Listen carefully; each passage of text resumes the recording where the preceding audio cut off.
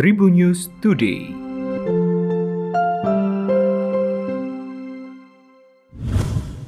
Tribuners berjumpa kembali bersama Hakim di Tribun News Today, dan Hakim akan berbagi informasi menarik hari ini, mulai dari informasi nasional, regional, selebritis, dan juga olahraga. Informasi pertama terkait perkembangan kasus Ferdy Sambo. Sebanyak 63 personil Polri terseret kasus pembunuhan terhadap Brigadir Nofriansah Yosua Huta Barat alias Brigadir J yang dilakukan oleh Irjen Ferdy Sambo. Menanggapi kasus ini, penasihat ahli Kapolri Irjen Purnawirawan Arianto Sutadi mengatakan kasus tersebut sebenarnya simpel dan dapat ditangani secara cepat dan juga tidak berlarut-larut. Hanya saja kasus yang katanya tembak-menembak seperti yang disampaikan Ferdy Sambo di awal itu baru terungkap setelah Ferdy Sambo mengakui skenarionya. Sebagai seorang perwira tinggi bintang 2, Ferdy Sambo seharusnya dari awal mengakui perbuatannya, bukan malah membuat skenario yang berisi kebohongan. Hingga pada akhirnya Kapolri membentuk Satgasus yang bertugas untuk melakukan pengecekan apakah yang 3 hari dilakukan dalam pengelolaan TKP itu benar-benar profesional ataupun tidak. Dan ternyata ditemukan ada sebanyak sekitar 63 polisi yang terlibat dalam kasus tersebut.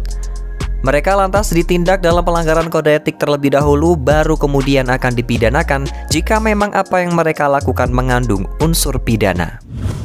Informasi kedua terkait dengan penangkapan Kasat Res Narkoba Polres Karawang, Jawa Barat. Direktorat Tindak Pidana Narkoba Bareskrim Polri menangkap Kasat Res Narkoba Polres Karawang berinisial AKP ENM karena diduga terlibat peredaran gelap narkoba.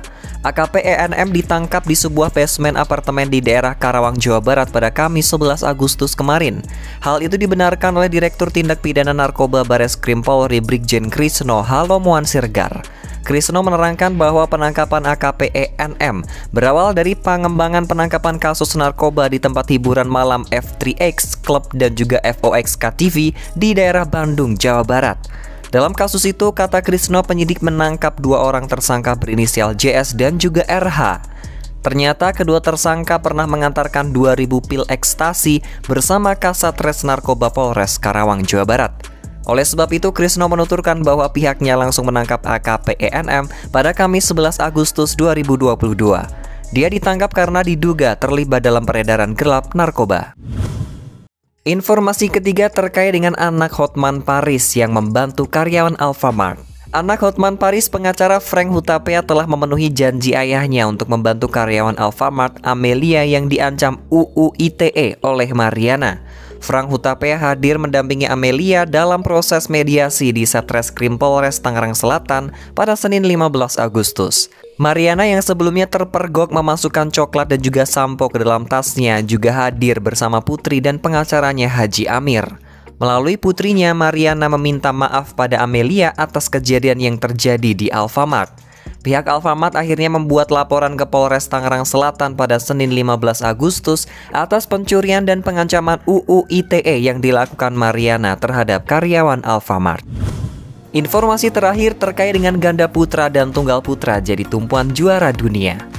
Jelang pentas kejuaraan dunia 2022, 2 sektor bakal jadi andalan kontingen Indonesia untuk sabet gelar juara.